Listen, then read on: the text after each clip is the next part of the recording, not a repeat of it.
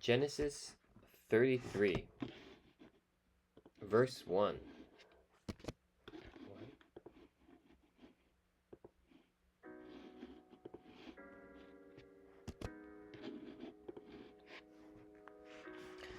Jacob and Esau meet. Now Jacob lifted his eyes and looked, and there Esau was coming, and with him were 400 men.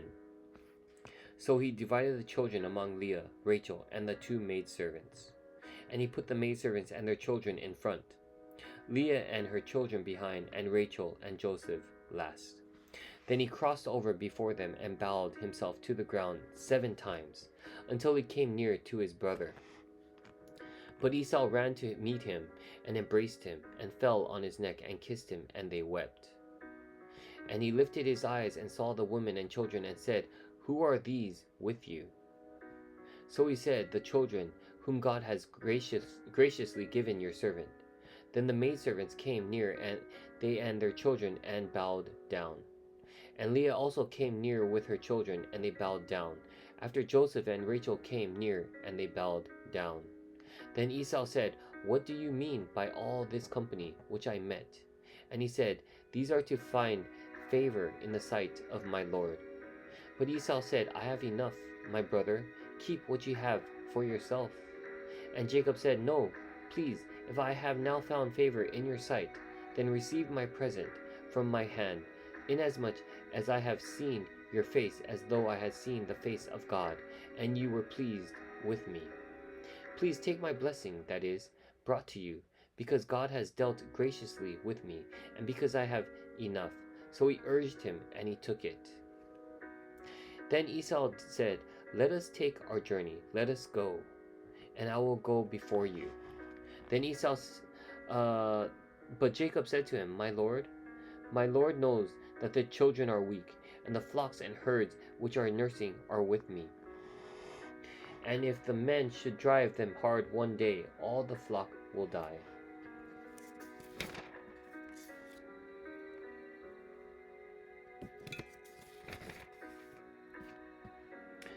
Verse 14. Please let me, Lord, go on ahead before his servant. I will lead on slowly at a place which the livestock that go before me and the children are able to endure, until I come to my Lord in Seir. And Esau said, Now let me leave with you some of the people who are with me. But he said, What need is there? Let me find favor in the sight of my Lord. So Esau returned that day on his way to Seir, and Jacob journeyed to Succoth, built himself a house, and made booths for his livestock. Therefore the name of the place is called Succoth. Let's read commentary here, verses 1 through 17 of Genesis 33. Commentary is coming from the Tony Evans Bible Commentary.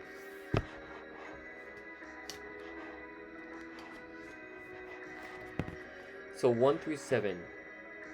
As Esau and his army of 400 men approached, Jacob bowed to the ground 7 times, humbling himself before Esau. To Jacob's surprise, Esau ran to meet him, hugged him, threw his arms around him, and kissed him. Something had changed in Esau, so that he no longer sought vengeance, but reconciliation.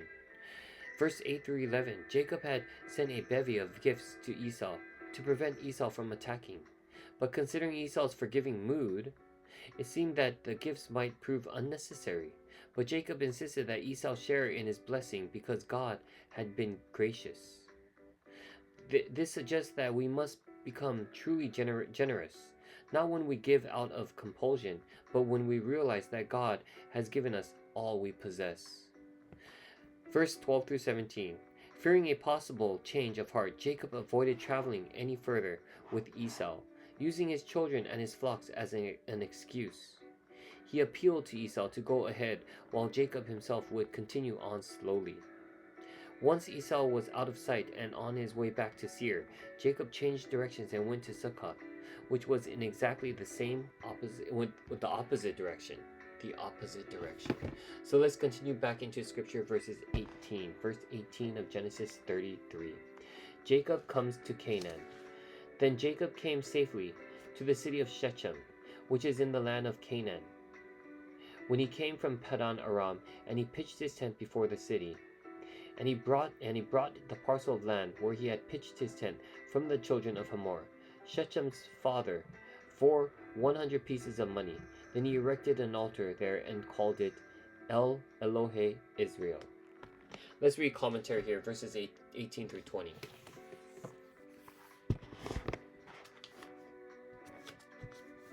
So in these three verses, Jacob arrived safely to Shechem in the land of Canaan, and like Abraham set up an altar there. He acknowledged that God had indeed brought him back to the land of promise.